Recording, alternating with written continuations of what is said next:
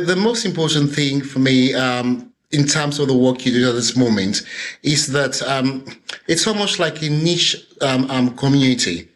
The provision for what I consider the marginalized cohort has to be addressed. And unless the Black people within the profession realize the need for this provision, that community is still going to be marginalized. The challenges are there, they're always going to be there. But it's about recognizing the fact that our children need us.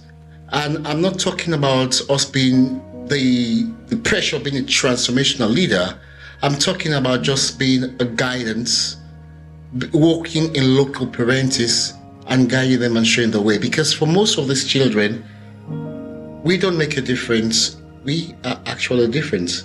And it's not about just their academic qualification. It's about their character development.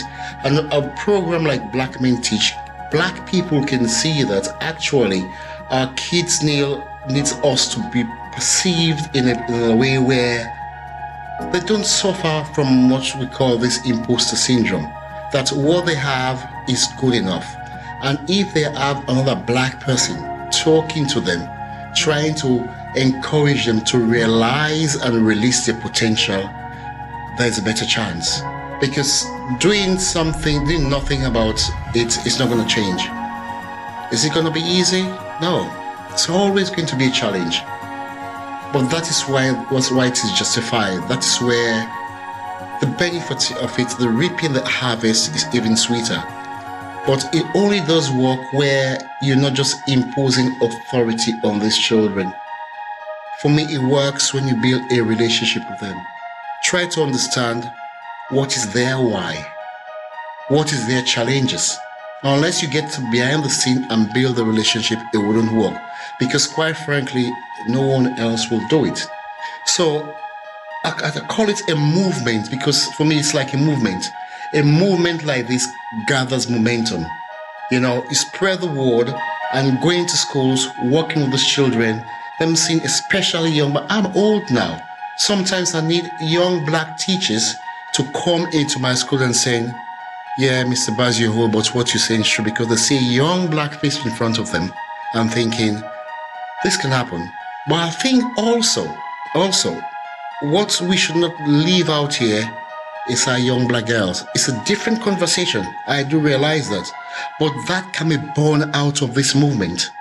Because when the Black man is moving on, the Black woman should not be behind. The Black woman should be by the side. Because that's how we're strong. We're stronger together. Like I said, I have achieved what I achieved. It's not because of me. It's because of the team. Okay? The team made it happen. I stand tall, I did say, because I'm standing on the shoulders of giants.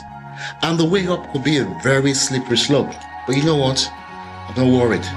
Because I know the people around me, they'll catch me if I fall. But you know why? It's because of trust. And a significant percentage of my team are Black people or ethnic minority. And that is important because you build a cohort of people, like-minded people, and trust is the word there. When I have a difficult day, they know. They come to my office. Because you know what? When they have a difficult day, I go out to Tesco and buy them a coffee. It's about relationship. And that is why this is different. It's an innovative idea, and I think this is the beginning of greater things to come. Is it needed? No question. Is it going to make a difference? Most certainly. And I'm happy that I was there when it started. So I can say a few years' time, I was there. Black Men Teach are doing a fantastic job. Well done, guys.